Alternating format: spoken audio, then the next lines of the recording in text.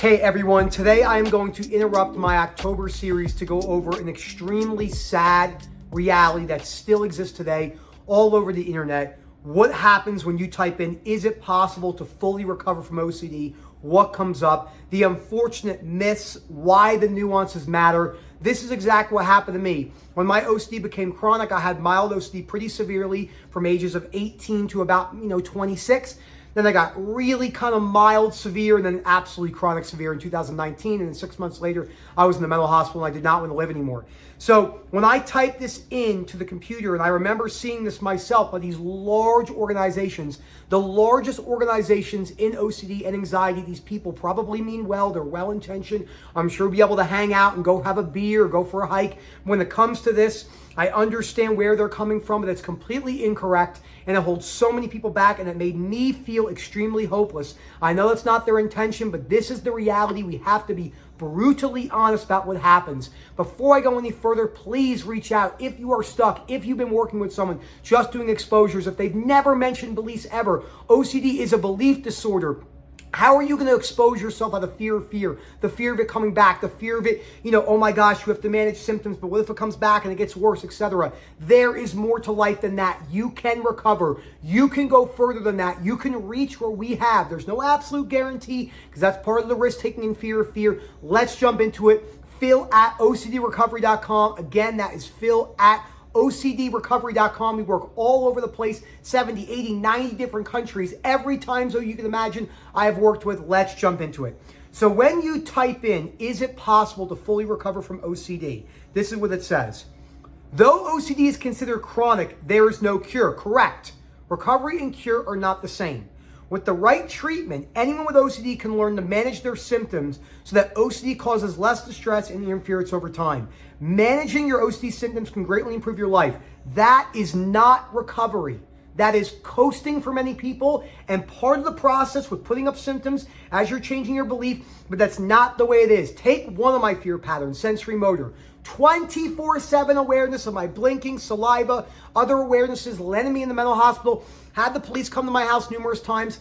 I have been fully, deeply, philosophically recovered from that for years. I have no fear of it coming back because I handled it before, and hopefully I can handle it again. Maybe not. We'll have to see. But I had to change my beliefs. Sensory motor hyper-awareness is primarily conditional life acceptance. If you're working with someone and they have never said to you, on the first or second call, no introduction. These introductory calls are just a waste of time. We get straight to the business. People, comment below. If I coach you and you do this, comment below. Let people know so they can see. Spread the hope of how detailed our messages are, how detailed our emails are off the bat, getting right into it. If that person, after a quick background, says, okay, what are your core fears? Or these are your core fears. This is why you're stuck. It's not good because that's what it is, okay? And we wanted to talk about, and this is from Rob and I. Rob and I were discussing why this video is so important. Why, he said, look, man, can you interrupt your October series? This is something that we see every day. I said, not a problem. And why OCD is more, I'm looking at his message right now, more than managing distress or putting up with less distress.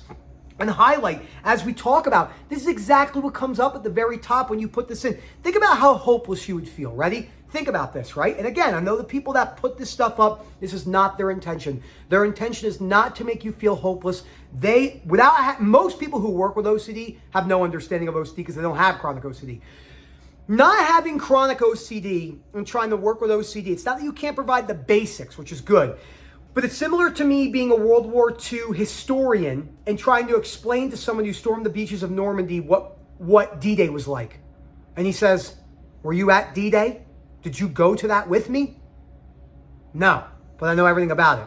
That's cool. It's cool to see what you know. It's not the same. The experience and emotional disturbance is the most important part of the journey. This is so critical for people to wrap their heads around. So again, think about this.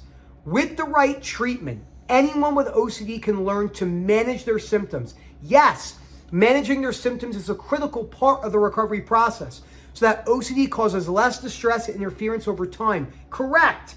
But managing OCD symptoms can greatly improve your quality of life.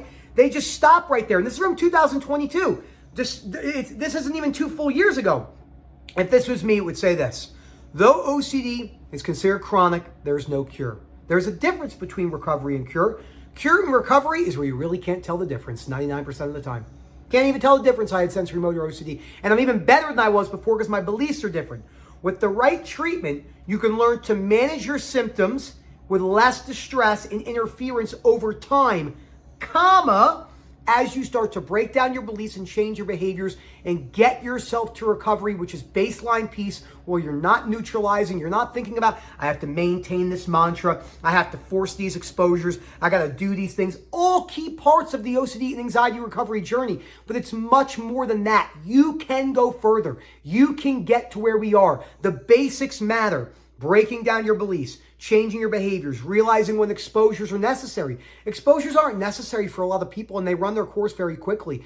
Hyper-awareness, sensory motor / somatic OCD, because they're interchanged. Hyper-awareness, sensory motor, somatic OCD. There really are no exposures for that. You are going to breathe, you're going to blink, you're going to salivate, and you're going to swallow every day, all day, for the remainder of your human existence until you are DEAD, RIP on the gravestone, whether you're in a coffin or you're cremated. That's the reality.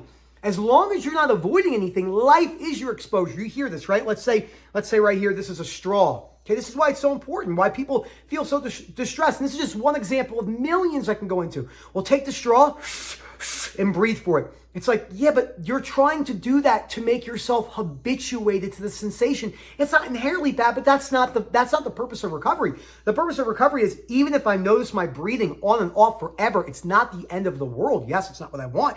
I'd rather not have it as a preference, but it's not terrible. So OCD is so difficult to understand unless you've lived it day in, day out. Every single coach, me, Momin, Rob, Sam, Elliot's been coming to some calls, Gemma, all the people you see on the channel, on the Real Talks, Jade, Marley, people have been to the bottom and come back out, and the thousands and thousands and thousands of people who have come in from hopeless situations and brought themselves to the other side by doing all of this and not just coming at it from, oh, how do I manage my symptoms? Yes, again, managing your symptoms is a critical piece, a very important piece of OCD and anxiety recovery. But there is more to life than just managing symptoms. You can get better. You can recover. You can get to where I am. This is not left to a few. It doesn't matter what age you are. I work with people as young as 13 with their parents, all the way up to people in their late 70s. It doesn't matter if it's been 2 months. I had someone that came in last year. I'd never seen this. How long have you been stuck with OCD? 6 days, chronically. So what? It's a new theme. No, 6 days. I just got stuck and I typed in, I can't stop noticing my swallowing or saliva or whatever it was a sensory motor. And your video came up and I called in. This is why we do what we do. That would have never happened 10 years ago. Rob had to fight an uphill battle before any of us came in. My number one mission in life, no matter how tired I am, no matter how overworked I may feel, no matter how burned out I may feel, my mission in life is to spread correct OCD and anxiety awareness. And that includes all of them. That's not just OCD. That's PTSD. That's GAD. That's panic disorder. That's body dysmorphic disorder. That's trying to bring down the word trauma. Name me a singular word that's caused more problems in the psychology of multi-generations than the word trauma. We're not saying to not highlight what's happened to you and have remorse and compassion, but labeling it trauma, trauma, trauma, trauma, trauma, trauma, trauma. That's not going to let you move forward. It's like a badge of honor. ADHD is the same thing. You know how many people in my life have told me, looked me in the eyes and be like, your ADHD is going to affect your life for the rest of your life. Is that so? We will see about that. Because I don't think so. Because when you look at the way I live my life, I live it to the absolute fucking fullest.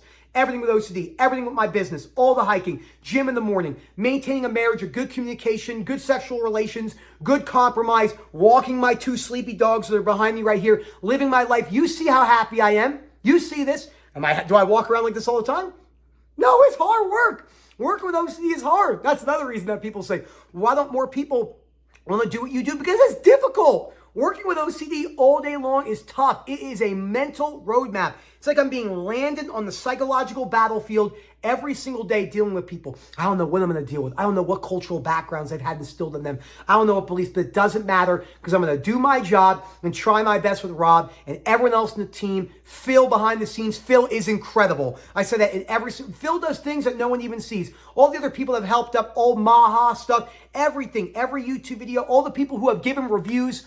please comment down below. There is hope. You can recover. You can get better. You do not have to stay stuck. You do not have to stay putting up with symptoms. This is a myth. This is the reality of OCD and anxiety recovery. Exposures are not the only thing that's going to get you better, and you can chase exposures. Beliefs by themselves with no practical application ain't going to do much. Information gatherers is not going to get you to where you want to go. How many people have all the information in the world and they still don't get better? There is hope. You can recover. Phil at OCDrecovery.com. Hope to hear from you soon. And as always, enjoy the rest of your day. Peace out, everyone.